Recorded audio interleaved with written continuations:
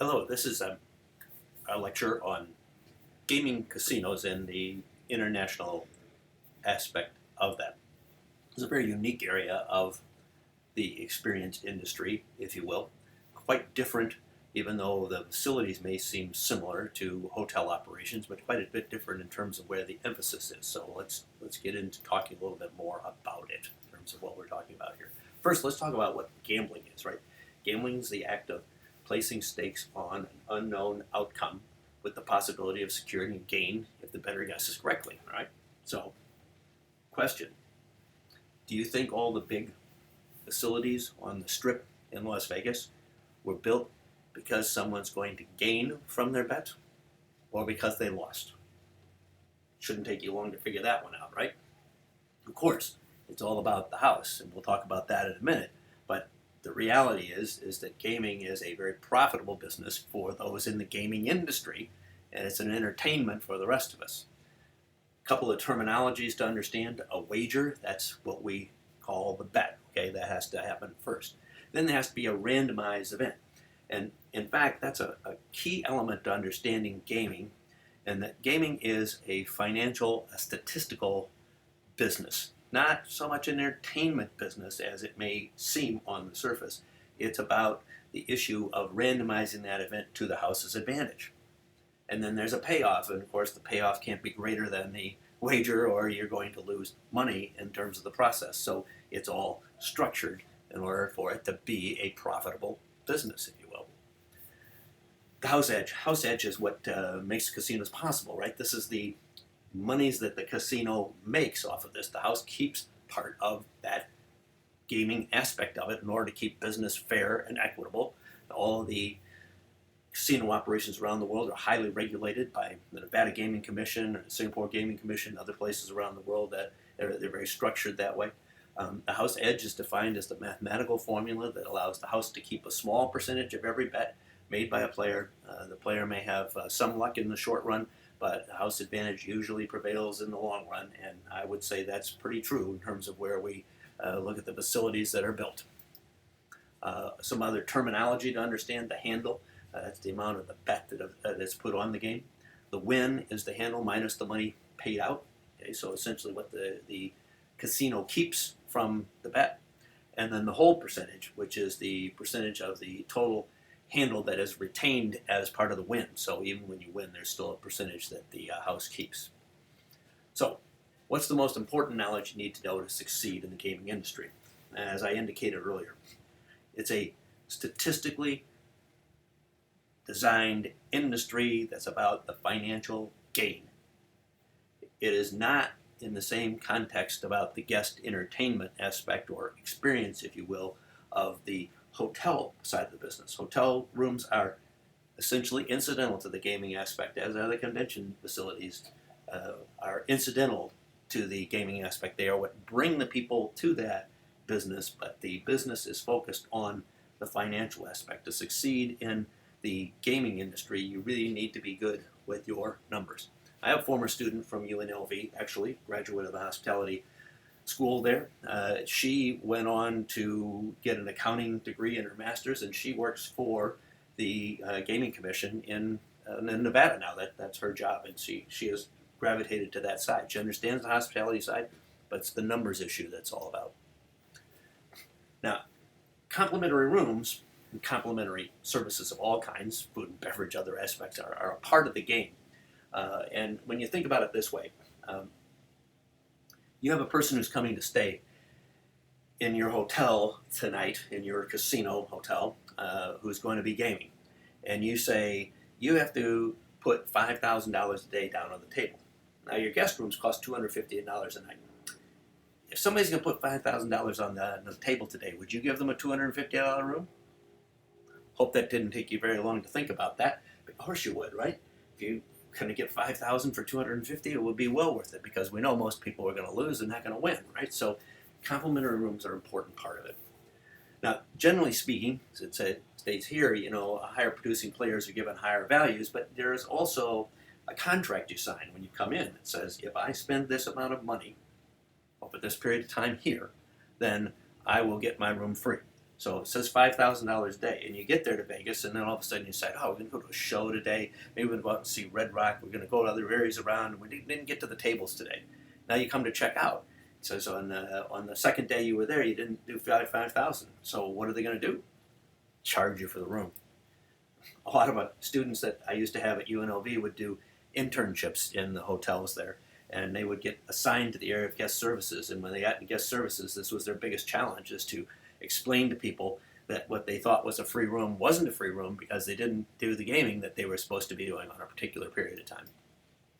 Now, different types of casinos. You have the Nevada-style gaming type casino, right? The typical bar and restaurant, but then the big ones that we're talking about out here, they're scattered all around the city of Las Vegas and Reno, for that matter. And then you have standalone casinos, which are just basically slot machines, and there are many of those in that environment.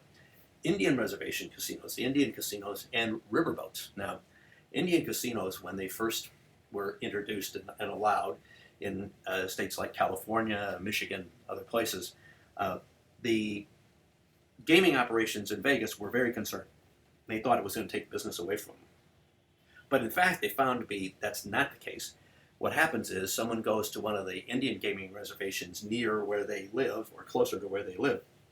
Say they go to Shumash down the road here, and they get the bug, and they want to go to the Mecca. They want to go to Vegas. So it's actually been more business for them. And in fact, Station Casinos, which I'll talk about in a little bit in terms of one of those casino operators, has done a lot of business in the Indian gaming casino aspect, where they're running some of those now. And in the riverboat areas as well, like in Mississippi River and so on, in the state of Mississippi, those riverboats, Harrah's been big on that. Also in Missouri, they're big on the riverboat aspect of what it's at. And again, it brings people to Mecca. Once they get the gaming bug, they want to go to Vegas and go big time. What do casino resorts have? Okay, well, as destination resorts, they're predominantly found in Las Vegas, also some in Atlantic City, of course. Slot machines, table games, race and sports books, poker rooms. The race and sports books is an interesting recent development, with the Supreme Court now allowing sports betting to happen in other states. This could have a really huge impact on the Vegas sports books in particular, in terms of what's going to happen there. But that is part of their operation.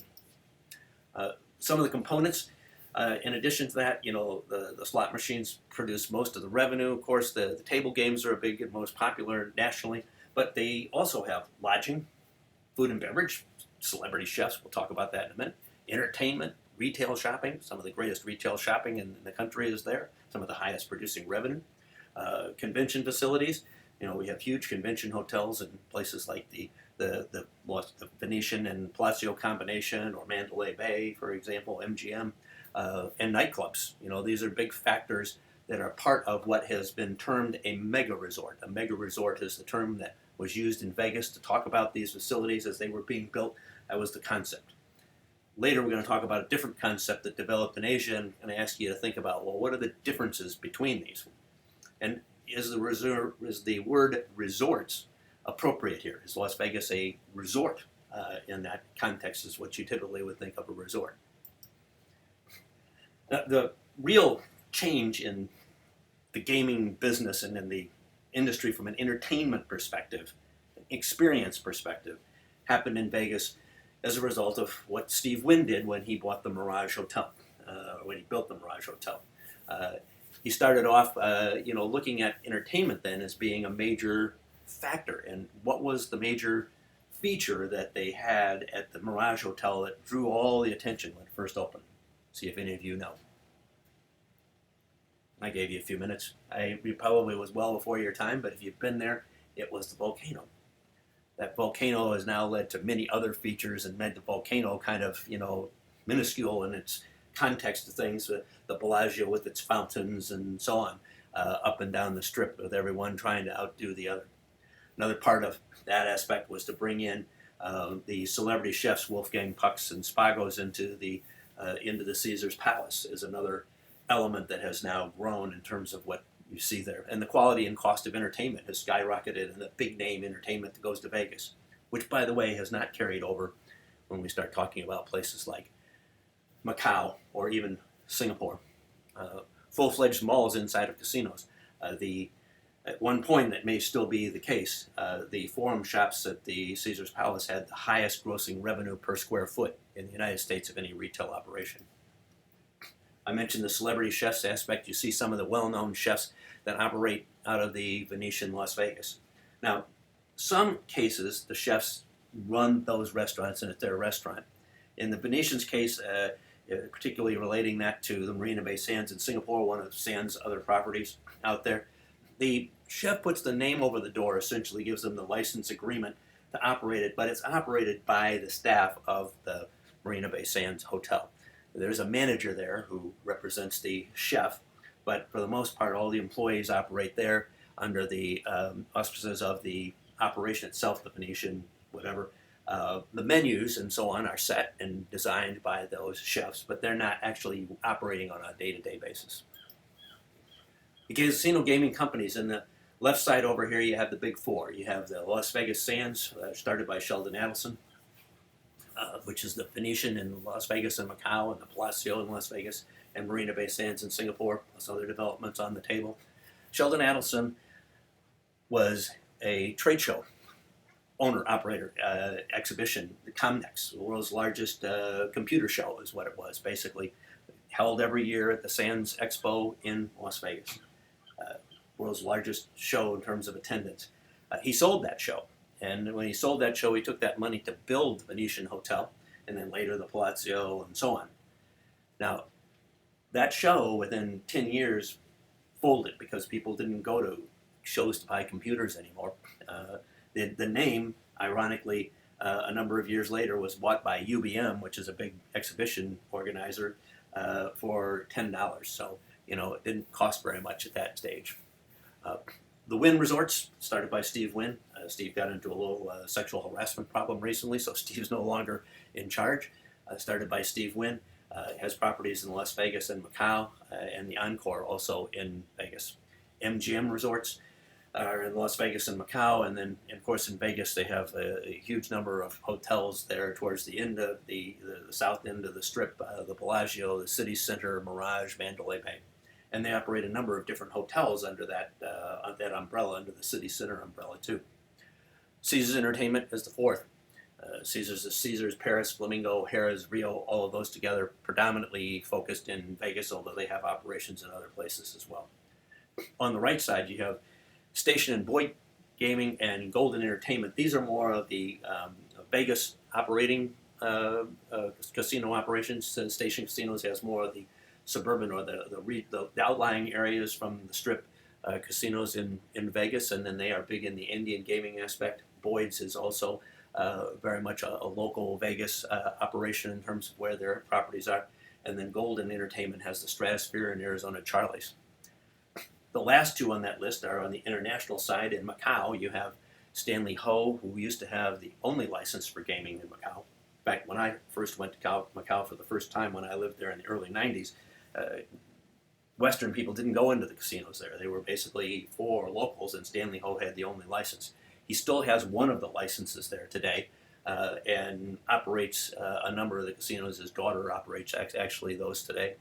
And Genting, which I mentioned back in the cruise line industry, is a Malaysian-based company started in the Genting Highlands, but they have been developing in the Asian market in particular with these resort world concepts that started in Singapore as maybe a leisure type of environment. There's one in Manila, also in Jeju Island in Korea, and they're building one in Japan as well. A big factor in terms of the overall gaming industry. They're one of the bigger players from that perspective. So let's talk about Macau and Singapore. Now, Macau and Singapore, when they first started to develop, they came up with a concept they called the integrated resort. We'll talk about that in a minute. See how you compare that to the mega resort. What happened here is Macau is part of mainland China today. It's the special administrative region. It always had gaming, but the Chinese decided that they would develop it to more of an international aspect in gaming, and they started giving out licenses and allowing gaming operations to come in and build these mega resorts there. There's talk in China now that they may do the same in Hainan Island, but it started in Macau. And Singapore, at the same time that this development was going on, also legalized gaming aspect, and they started developing these mega resorts, or what they called integrated resorts. Give you an idea, this is a picture of Macau here. If you look in the bottom left, that's the Cotai Strip. That's where the majority of the properties, that was a reclaimed land area where they started building these huge Vegas-style resorts. And then on the upper right-hand side is the city of Macau, where there are also some developments. You go just to the north of that picture, that border up there, that's the border to mainland China, and Zhuhai, which is the city on the other side. They're privately owned and managed, and they've expanded very rapidly with at least 20 mega resorts in operation.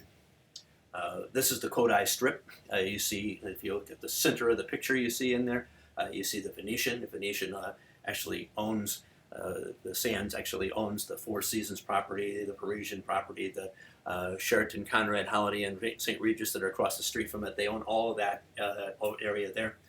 And then you have the City of Dreams, which is just next to that, which is part of the SJM aspect. And then on the left side, you see the Galaxy Macau, which is part of Hong Kong-based Lu Chi Wu operations there in terms of the development. And they have huge number of properties, big facilities. Next slide will show you the upper right-hand side, upper left-hand side rather, is the original mock-up of what these hotels were going to look like. The Galaxy is actually at the foot of that photo, around that circular pool there, if you will. That's where the Galaxy is located. And then the bottom right-hand side shows you today in terms of what's there. That's the Venetian you see on the right-hand side. And on the left-hand side is the City of Dreams. And then those properties that are just after that are the ones that the Sands owns but are managed by other hotel groups. Singapore also developed the gaming at the same time, allowed gaming.